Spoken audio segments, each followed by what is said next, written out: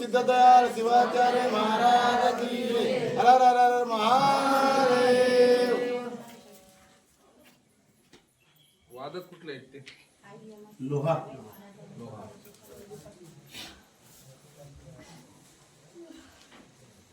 ते काय फेसबुक आहे की युट्यूब आहे? यूट्यूब.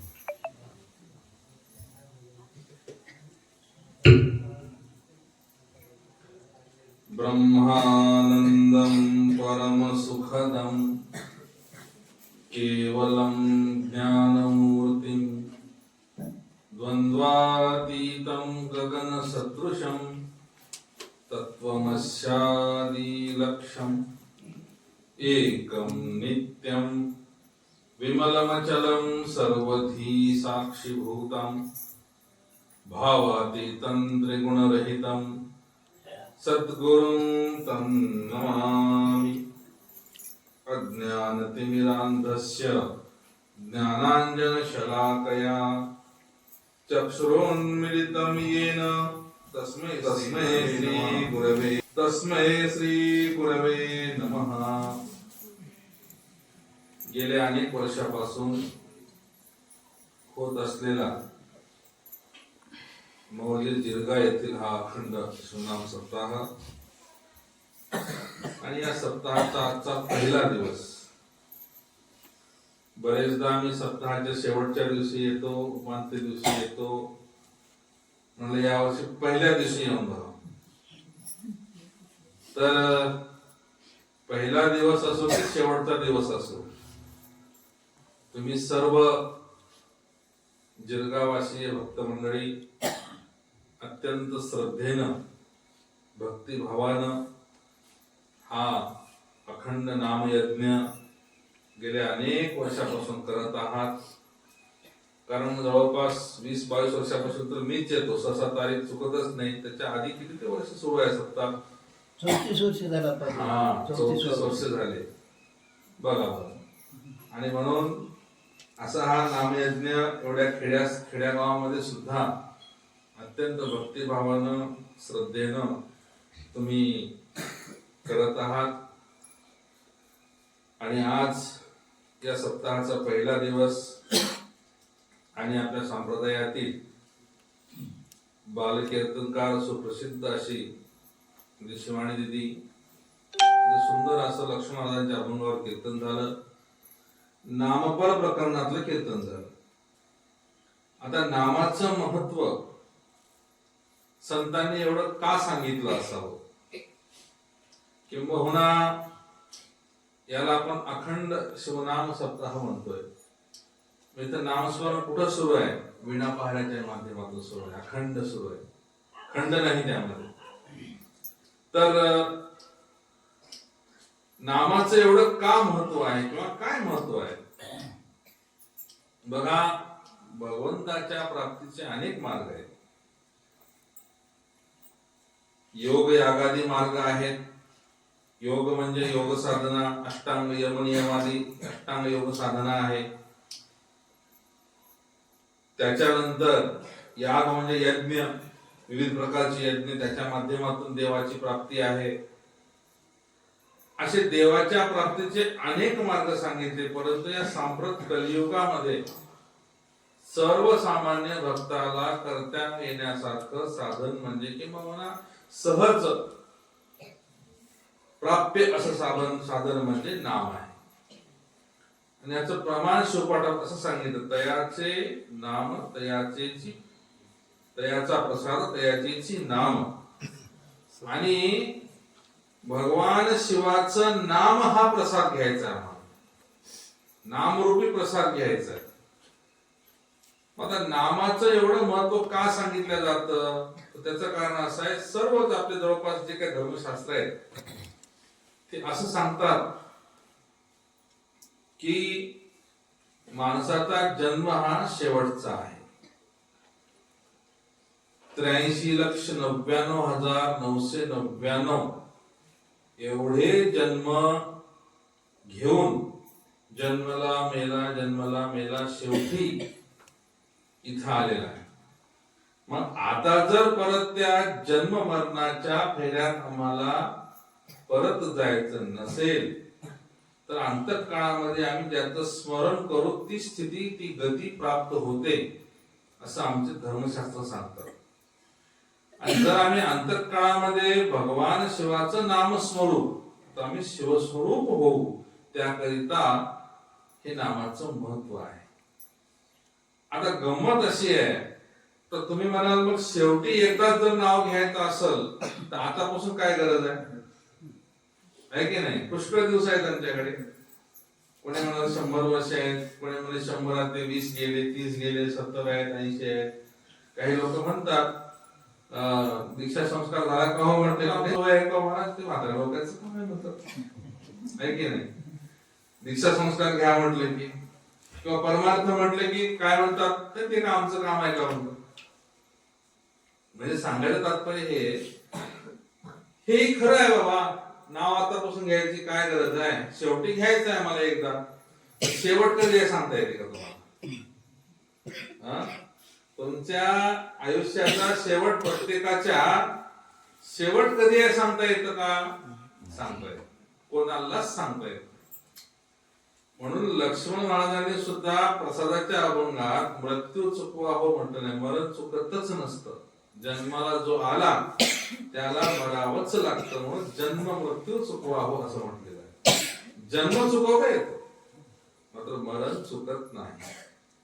आणि मरण कधी येणार हे सांगता येत नाही.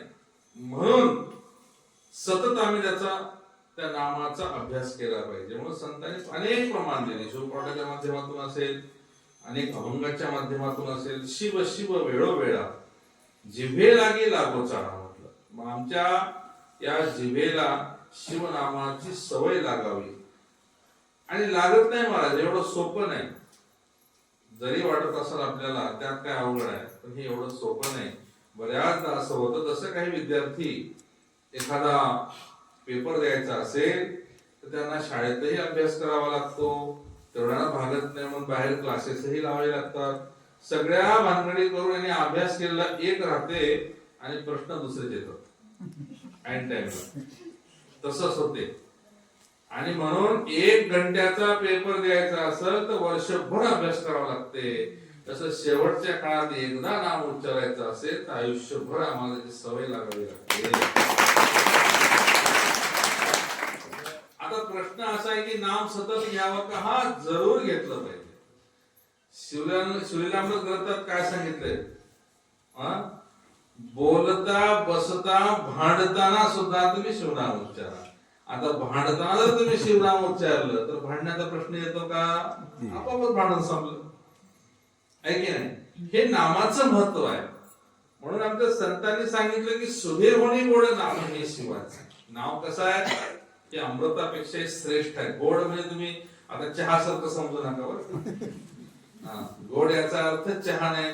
गुळ, साखर, मध, चहा चवीचा इथे विषय नाही.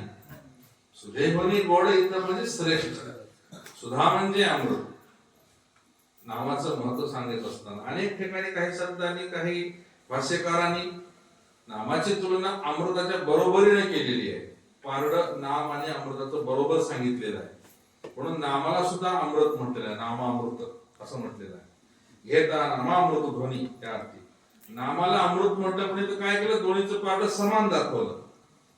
नाव आणि अमृत हे दोन्ही समान आहेत म्हटलं. पण या अभंगामध्ये आमच्या संतांनी एक पाऊल पुढे जाऊन सुधे होणे गोड म्हटलं. बरं, माझ्या प्रभूने काय सांगितलं की सुधा म्हणजे अमृतापेक्षाही नामाचं पारड जड आहे, श्रेष्ठ आहे म्हणजे नाम. का? त्याचं कारण असं आहे की नाम हे मुक्तीप्रद आहे. नाम हे मुक्ती देणार आहे. आणि अमृताचं काय काम आहे? फक्त मरण चुकवणे इतकंच आहे. ज्यानं कोणी अमृत प्राशन केलं त्याचं मरण चुकल, मरणाचा अभाव आहे म्हणून अमृत म्हणतात. मृत्यूचा अभाव आहे, केवळ मरण चुकल, परंतु अमरत्व प्राप्त होईल, परंतु मुक्ती मिळेल का नाही खात्री नाही. आजही सप्तचिरंजीव म्हणतात अश्वत्थामाचं मरण चुकलेलं आहे, पण ते कपाळावरली जखम घेऊन आजही तो अस्वस्थ फिरत आहे. अश्वत्थामा सगळ्याला महाभारत माहित आहे, नेहमी पुराणावर लावतात. म्हणजे सांगायचं तात्पर्य हे की नुसतं जगून काय करावं. बरेचसे असे काही मंडळी असतात की महाराज मरण आलेलं बरं होतं बरं का. अंथरुणात पडले लोक, काही मात्र नक्कीच खरंच म्हणतात आणि काही मात्र म्हणतात महाराज अशा जगण्यापेक्षा मरण आलेलं परवडलं, परंतु काय करावं, मरण येत नाही आणि आमची पोरं काही सलाईन डॉक्टरला बोलून लावत नाहीत म्हणतात. आता मरणाची तर वाट बघायची, सलाईन कशाला पाहिजे, आहे की नाही गंमत? म्हणजे सांगायचं तात्पर्य हे की मरण कोणाला यावं वाटत नाही, अंथरुणात पडलं काय, काही पडलं काय, आलं का लक्षात? परंतु अंतःकाळामध्ये आम्ही शिवस्मरण केलं तर त्या मरणाचं सार्थक होणार आहे. असे अनेक लोक आपण पाहतो, नाही असं नाही. आणि म्हणून आम्ही अंतःकाळामध्ये आम्हाला शिवनाम जर आलं तर ते मुक्तिप्रदाय मुक्तिदायक आम्ही साक्षात शिवस्वरूप होऊ, आलं का लक्षात? आणि म्हणून आणि हे संत प्रमाण आहे, संत वचन आहे, संतांचं वचन कधी खोटं नसतं, आलं का लक्षात?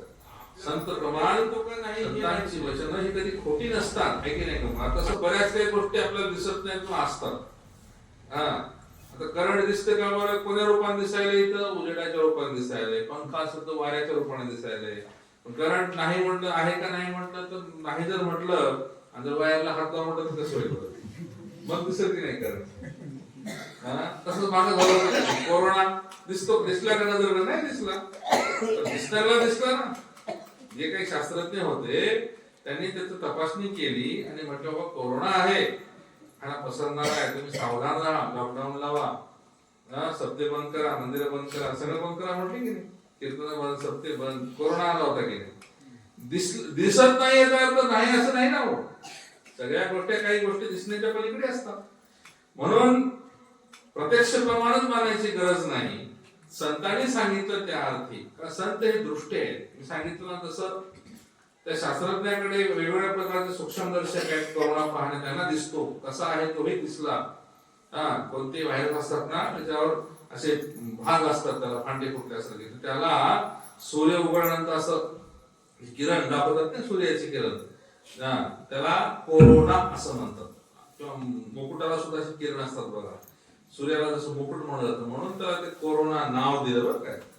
कोरोना का नाव वाईट नाही, नाव खूप चांगलं आहे ते असं. तर सांगायचं तात्पर्य की त्यांना दिसला, त्यांनी सांगितलं. तसं संतांना देव दिसला, कुठे दिसला? फक्त देवळात दिसला का? नाही, माणसात दिसला, प्रत्येक ठिकाणी दिसला. जे जे दिसे दृष्टी पुढे ते अवघे शिवरूप गाडे, असं संतांना देव दिसला. आणि ती अवस्था आम्हालाही प्राप्त करून घ्यायची असेल तर त्याचं स्मरण आम्ही करावं. आता गंमत अशी आहे, मग देवाला का नाव कमी आहेत का? देवही काही कमी आहेत का? 33 कोटी देव आहे म्हणतात. 33 कोटी. 33 कोटीचे काही लोक एक चुकीचा अर्थ काढतात. बऱ्याच लोकांना लाखन कोटी हेच माहित असतं. कोटी म्हणजे प्रकार असा होतो बरं का देवांच्या बाबतीमध्ये. कोटी म्हणजे संख्या नाही, हजार लाख कोटी असं नाही, आलं का लक्षात? कोटी म्हणजे प्रकार. 33 प्रकारचे देव सांगितले. 33 कोटी म्हणजे 33 वर 00 नाही, आलं का लक्षात? तर 33 प्रकारचे देव सांगितले, 33 कोटी देव सांगितले. आता एवढे देव आहेत, एवढ्या देवाला त्यांचे अवतार आहेत, एवढ्या देवाला नावं आहेत. आता नाव कोणतं घ्यायचं बाबा? मी तर स्वतः त्या अभंगामध्ये सुदेवनी गोड नाम हे शिवाजी सांगत असलं. शिव हे 2 अक्षरीत नाव घ्यावं. तर भगवान शिवाला तर एकच नाव आहे तो. शंकर आहे, महादेव आहे, नीलकंठ आहे, सांब आहे, सोम आहे, कितीतरी नाव आहे, रुद्र आहे, ऐकी नाही, कितीतरी नाव आहे. पण या सगळ्या नावाच्या मागे एक लक्षण आहे. नीलकंठ म्हटलं की ज्याचा कंठ निळा आहे तो, आलं का लक्षात? मग त्याची पुन्हा कथा सुरू होते. समुद्र मंथन झालं, हलाहल निघालं, प्राशन केलं, कंठ निळा झाला, म्हणून नीलकंठ आलिया संकट नाव घे नीलकंठ. नीलकंठ. आता शंकर आहे, शंकर होती शंकर. किंवा शिवपाठात सांगितलं आपल्या भक्त असे सुख कर, सुख देईल शंकर, सुख देणारा तो शंकर. शंकर होती शंकर, ही लक्षण आहे. सांब आहे जो आंबे सहित आहे तो, आंबे सहित सांब. सोम आहे जो उमे सहित आहे तो सोमा. ही सोम, साम, नीलकंठ वगैरे सगळ्या नावामध्ये एक लक्षण आहे. परंतु शिव हे 2 अक्षरी नाव असं आहे. शिव हे 2 अक्षरी नाव असं की जे जीवाला संलग्न आहे. म्हणून जीवा शिवाची जडली समाधी म्हणतो. जीवा शंकराची, जीवा महादेवाची, जीवा नीलकंठाची म्हणत नाही आपण. जीवा शिवाची जडली समाधी असं म्हणतो. शिव ही 2 अक्षरी, उच्चारायला सोपं, अक्षर कमी, किती 2 अक्षर आहेत आहे की नाही. शिव या शिव ह्या 2 अक्षरी नाम आम्ही सतत त्याचा उच्चार केला पाहिजे. आता आम्हाला एकाने विचारलं महाराज जप केव्हा करायचा, नामस्मरण केव्हा करायचं. सतत करायचं, त्याला काही नाही. जप पूजा झाली की जप करा बाबा म्हणलं. ते गुरु महाराज षडाक्षर मंत्र दिला असतो प्रणवासहित बीजासहित. तो पूजा झाली की करा. एरवी शिवहार म्हणा, शंकर म्हणा, काही करा, नामस्मरण करत राहा. नामस्मरण करणं चांगलं असतं. आलं का लक्षात. का करावं त्याला सांगितलं की शेवट कधी येईल ते माहित नाही आपल्याला, शेवटी आलं पाहिजे म्हणून करावं. बर शेवटीच कडे जाऊन नका त्याला म्हटलं. आता म्हटलं त्याला म्हटलं शेवट कधी तुला माहिती आहे का. कारण 21,400 वेळा श्वास जातो येतो जातो येतो. एकदा बाहेर गेला श्वास वापस येईल का नाही खात्री नाही मला. म्हणून आम्ही श्वासागणित नाम जपलं पाहिजे. बसता उठता आणि शिवलिंगाचं प्रमाण घेतलं तर म्हणता. आता भांडण्याचा प्रश्नच नाही. म्हणून नामस्मरण नामाचं महत्व या पहिल्या दिवशी अभंगाच्या माध्यमातून विशद केलं. याचा सार असा आहे की तुम्ही नाम न घ्या पण कमीत कमी वाईट तरी घेऊ नका शब्द. आता अजून सोपं करून सांगतो तुम्हाला. नाम तर घ्या. नाम काय भांडताना नाम काय घ्या म्हटलं. नाव घेतल्यानंतर भांडण्याचा प्रश्न येतो का. येत नाही. म्हणून आमच्या या जीभेनं कमीत कमी ही जी जीभ आहे ना, जीभ फार भयानक आहे.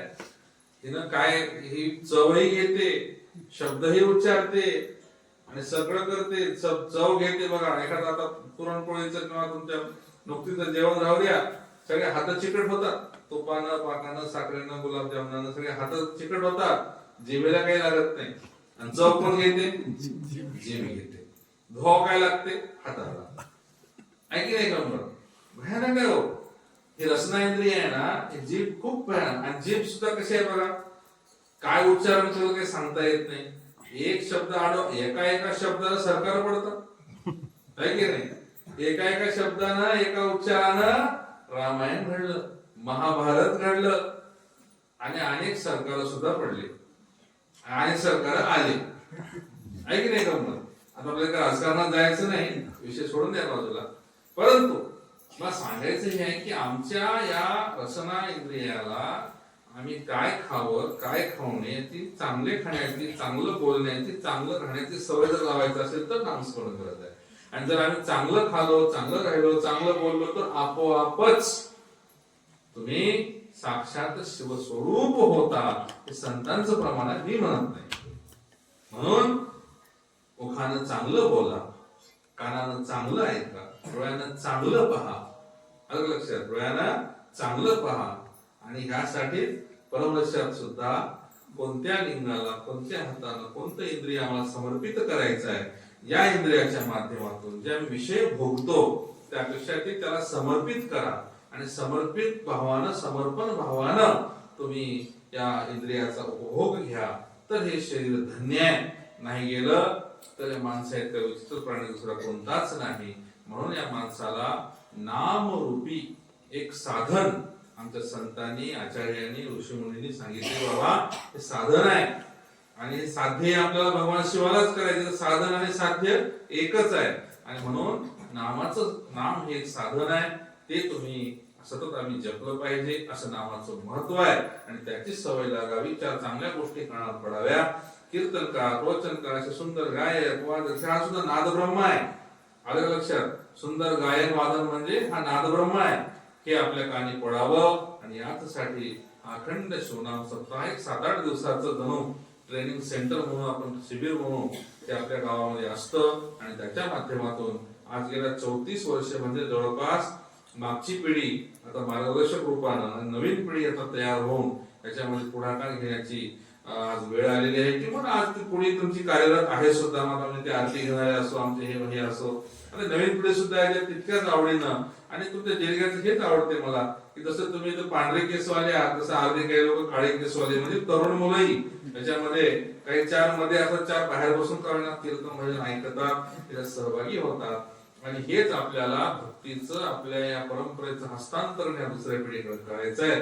त्यासाठी कारण येणारा काळ खूप बिकट येणार आहे, त्यासाठी हा नामयज्ञ तुम्ही करत आहात. प्रतिवर्षी हा अखंड शिवनाम सप्ताह असाच होत राहो.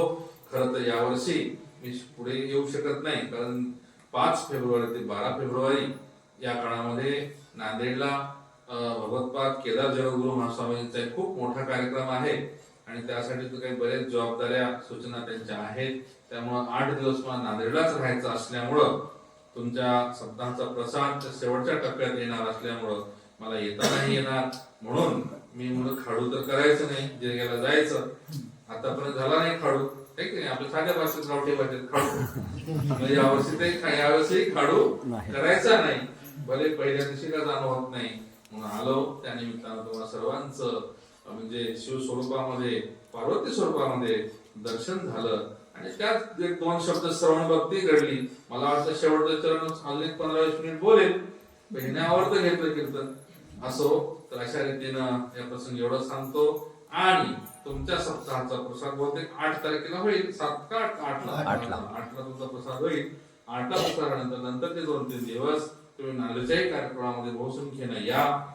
तिथल्याही सर्व पूर्ण भारतातून साधू संत येणार आहेत, 200च्या वर शिवाचार्य येणार आहेत. सगळ्यांच्या दर्शनाचा लाभ घ्या. आणि त्याचबरोबर महाशिवरात्रीचा बेटमोडा महाराज एक प्रतिवर्षाप्रमाणे उत्सव आहे. यावर्षी महाशिवरात्री दिवशीच शिवदीक्षा संस्कार आहे.